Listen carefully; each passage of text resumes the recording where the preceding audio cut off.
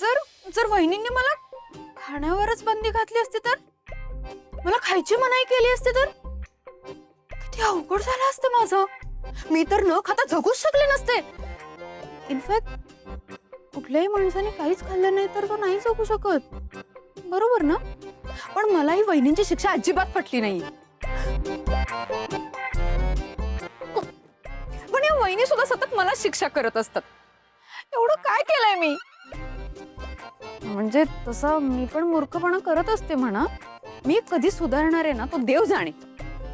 पण किती विचित्र आहेत ह्या शिक्षा.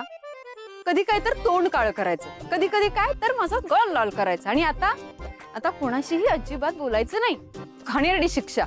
आता जर मला बोलता आलं असतं तर त्या सावित्रीला इथे बोलवलं असतं आणि झापलं असतं. काय गे सावित्री, कळत नाही तुला मी उपाशी आहे? त्या घराची मालकीण आहे ना मी.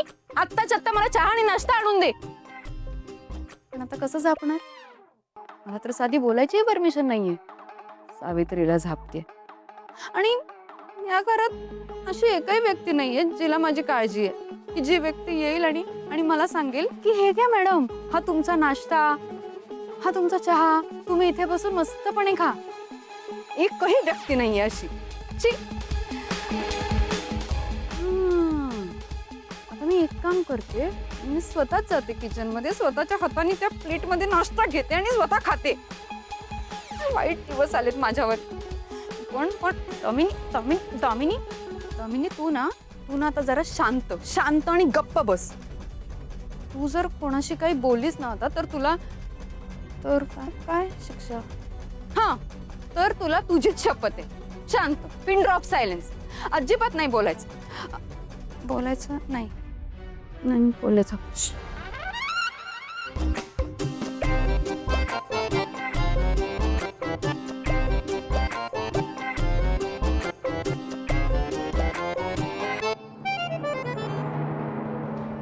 स्वाती, आज बाप्पाच्या नैवेद्यासाठी मोदक बनवायचे. आज बापासाठी मोदकाचा बेत? हो, लगेच बनवायला लागेल. पण मॅडम, सावित्रीताई सांगत होत्या की आपल्या पारूच्या हाताला जी मोदकाची चव आहे ना ती इतर कोणाच्याच हाताला नाहीये. पारू आता किचन मध्ये डबे तयार करायला गेली आहे. तिला बोलू का? काय चाललंय इथे? माझ्या शब्दाला काही किंमतच राहिलेली नाहीये का? जेव्हा मी तुला एखादं काम सांगते तेव्हा ते तू करणं अपेक्षित असतं, इतर कोणाला तरी सांगायचं नसतं, कळलं? आणि प्रत्येक गोष्टी तुम्हाला कशाला लागते पारू? असू दे, मीच बनवते आज नैवेद्य. तयारीला लाग.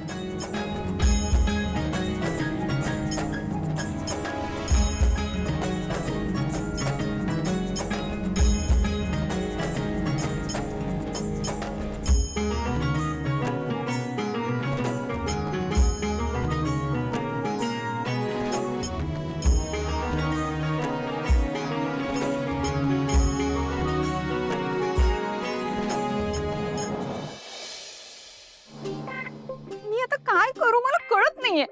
भूक तर एवढी लागली की पोटात कावळ्यांनी ओरडून माझा जीव नकोसा केलाय. काय करू देवा, मला सांग ना, मी काय करू? न्यू सासू मॉम. डॅमी ऐक ना, मी ना एकटी बसले होते तर माझ्या डोक्यात असाच एक थॉट आला. म्हणजे तुझं काय होईल पुढे आयुष्यात? एवढी बिनडोक आहे. आय मीन तू बघ ना, वर्षातले अर्धे दिवस तर तुझे शिक्षा भोगण्यातच जातात. असं का होतं ग तुझ्या सोबतच नेहमी? एव्हरी टाइम फक्त तुलाच का शिक्षा भोगावी लागते? पण मग या घरातली बरीच लोक चुका करतात. पारू, प्रीतम, आदित्य, त्यांना तुझ्यासारखी शिक्षा नाही मिळत. त्यांच्याकडे बघ ना. पारू, तिने एवढी मोठी चूक करून सुद्धा आज ती या घरात एकदम तोऱ्यात मिरवते, माझात फिरते. आणि शिवाय त्या श्रीकांतने तिचा बिझनेस रिस्टार्ट करण्यासाठी तिला ती गोडाऊनची जागा ती सुद्धा दिली. आदित्य, त्याने पण खूप मोठी चूक केली आहे, पण तरी सुद्धा तो शांतपणे या घरात राहतो. आणि त्याला सुद्धा अहिल्याने मदत केलीच ना, इन्व्हेस्टर म्हणून. आणि तो प्रीतम, त्याचं काय, तो चुकांवर चुकाच करत आलाय आयुष्यभर, त्यामुळे असंही त्याला कोणी फार सिरियसली घेत नाही. पण ही आत्ताची जी चूक आहे ती खूप मोठी आहे. एवढ्या मोठ्या अमाऊंटची अफरातफर केली आहे त्याने. पण तरी अहिल्याचं काय एक्सपेक्टेशन्स आहेत त्याच्याकडून की ती सेम अमाऊंट त्याने रिटर्न करायची. एवढी मोठी चूक करून सुद्धा त्याला शिक्षा अशी शिक्षा नाहीच मिळाली आहे, पण तुला तशी सुट्टी नाही मिळत. मला कळत नाही अहिल्या नेहमी तुझ्याच बाबतीत अशी का वागते. एव्हरी टाइम तुलाच का शिक्षा भोगावी लागत असेल. ही दिशा तर एकदम करेक्ट बोलते. म्हणजे मी इतकी हुशार असून सतत मलाच का शिक्षा मिळते. वहिनी का असं वागतात माझ्याशी.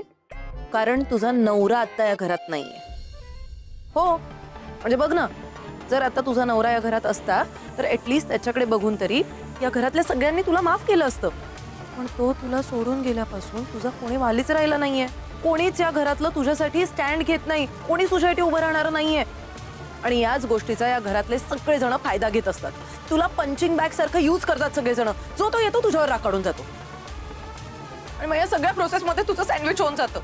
आणि ती अहिल्या, ती तर ना मला वाटतं वाटच बघत असते की कधी तू एखादी चूक करशील आणि कधी ती तुला शिक्षा देईल. म्हणजे एखादा वाघ असतो बघ, वाघ, तो शिकारीसाठी एव्हरी टाइम असा रेडीच असतो. सेम तसं हे सगळं ना हे त्या माझ्या मूर्ख नवऱ्यामुळे होते. त्याला ना जरा सुद्धा अक्कल नाहीये. तो असता तर ही वेळ आलीच नसती आज माझ्यावर. आता पण बघ ना, कुठल्या तरी त्या अरब कंट्रीमध्ये जाऊन त्या वाळवंटात जाऊन भंगडा भंगडा खेळत असेल. पागल. तू काय बोललीस आता? टॅमी, तू पण त्या पारू आणि प्रियासारखी अडाणी आहेस. का? वाळवंटात कोणी भांगडा नाही खेळत.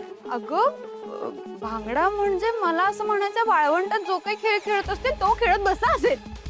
टॅमी, मला ना काहीतरी वेगळाच डाऊट येतोय डोक्यात. कसला डाऊट? मोहन अंकलने तिकडे दुसरी बायको पकडली असेल का? इतके दिवस झाले आता ते घरी आलेच नाही आहेत. इतके दिवस तुला असं एकटीला सोडलंय का कधी त्यांनी? म्हणजे आधी पण ते बिझनेस टूर्सला जायचेत की, पण काही दिवसांनी परत घरी यायचे. आता इतका मोठा गॅप तुला एकटीला इथे घरात असं सोडून कधी दिलाय का? हा, एवढे दिवस तुला एकटीला असं सोडून कधी गेलेत का? नाही ना. म्हणून मला वाटतं त्यांनी तिकडे दुसरं लग्न केलं असणार आणि आता ते त्यांच्या नवीन बायको सोबत रमलेत छान. आणि ते दुसऱ्या बायकोमुळे आता त्यांच्या पहिल्या बायकोला विसरले. त्यामी, मोहन अंकलला तुझी काहीच आठवण नाही राहिली. Bad Mohan uncle.